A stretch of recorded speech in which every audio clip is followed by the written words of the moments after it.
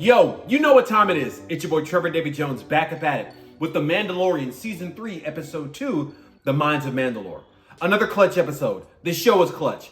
They brought the series back with style. Like, comment, subscribe. Let's jump right in with the positives. So, Din Djarin and Grogu go to see the mechanic lady, and Grogu hits that front flip out the N1. That was the first positive. Like, it was good to see his Jedi skills in action. Grogu's come through with the skills. I like that.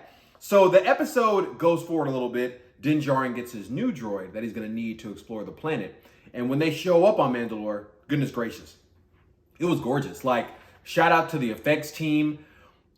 Someone's designed that surface. It just looks so good. And I'm just like picturing the computers and the artwork, and man, yeah, they broke their foot off in that. The surface of Mandalore just by itself was just gorgeous. Shout out to the CGI team.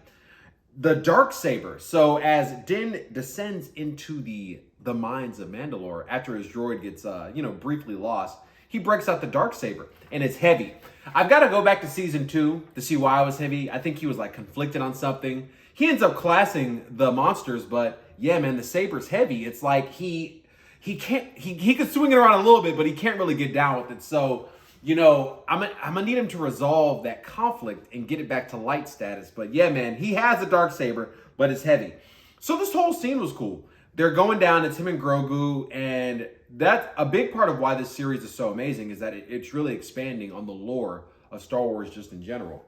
The hyperspace squids, learning more about Mandalore. Like, this is new information. I'm on record saying I'm not a fan of midquels, just in general, and I'm not. And Mandalorian is not a midquel, but it's a new property that isn't just playing on what's happened before. It's actually introducing new information. So just seeing them go down there and, talk about Mandalore and just see some new angles, some new sides of the Star Wars universe was really cool. So Din Djarin, throughout all his efforts, he does get captured by this like robot down there, and he sends Grogu to go save him, to go get some help. And let's go back to Kavala with Bo-Katan still posted up on her throne, just kind of like staring off into space, a little depressed, but she's about to get out of that.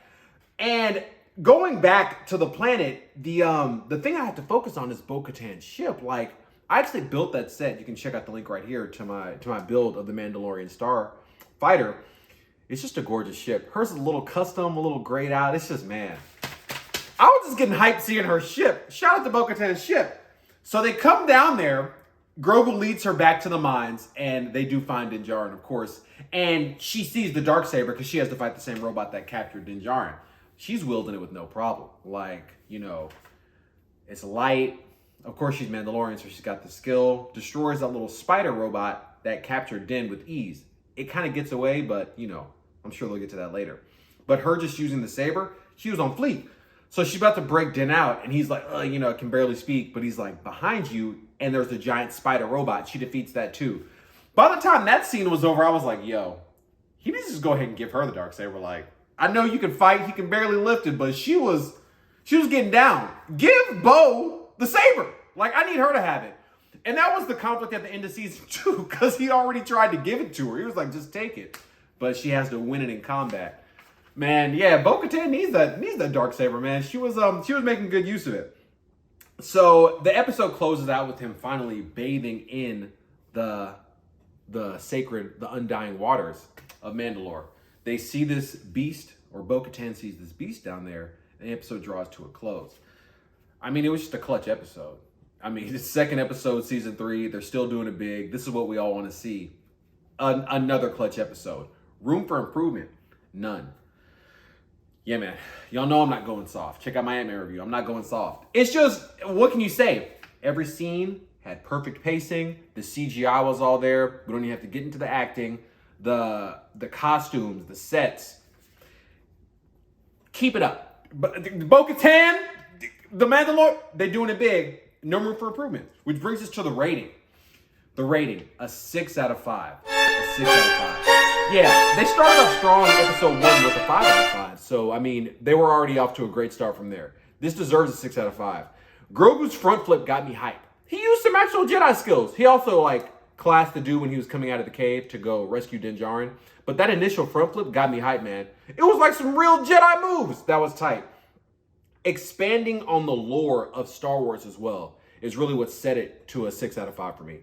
Like, we haven't seen this. The Mines of Mandalore, Kavala, the little planetary system that they're from. This is like new stuff, you know what I mean? So that's not specifically focused on Jedi. We all love Jedi. I love Jedi. Jedi are great.